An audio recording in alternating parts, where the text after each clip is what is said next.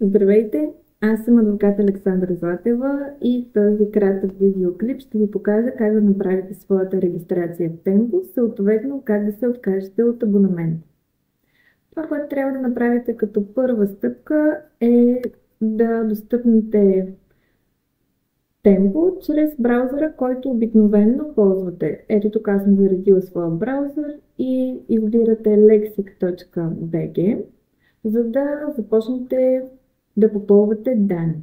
Когато се зареди страницата, ще ви изисква код или, както виждате, регистрация. Това е жълтия бутон най-горе вдясно на полето. В случая сега няма да го натискам, тъй като съм въвела вече своята регистрация. Но това, което вие трябва да направите, е да попълните данните на вашия имейл адрес, който служи и като потребителско име, както и да създадете своя парол. След което системата ще ви поиска данни за дебитна или кредитна карта.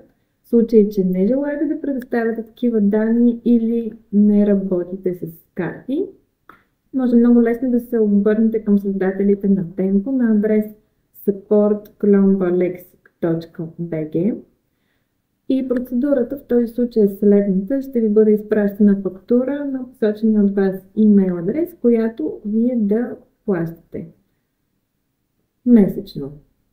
При попълване на кредитна или дебитна карта, системата е настроена така, че ви абонира за ползване на продукта, като плащането, което извършвате първоначално е 0 лева, т.е. не се взимат пари от банковата сметка.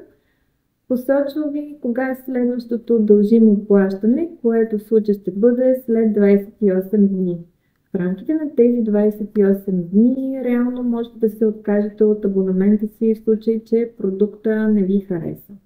След като попълните тази информация, ви изпращаме линк на посочен от вас мейл за активация на профила. И вече тук може свободно да достъпвате ползването на инструмента. Аз ще ви покажа сега как става и кода в приложението.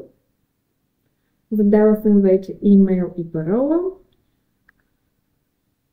Продължавам и това представлява самото приложение Tempo.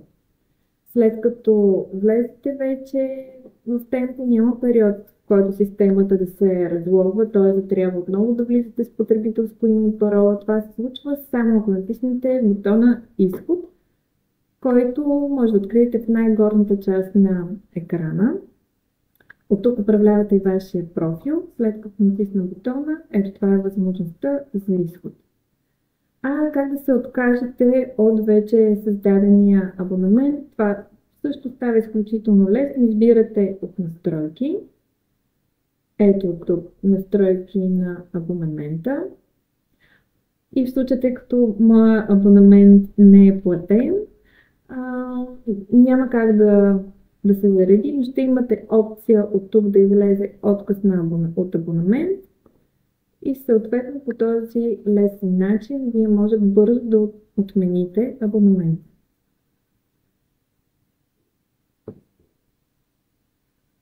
Довиждане и хубав ден!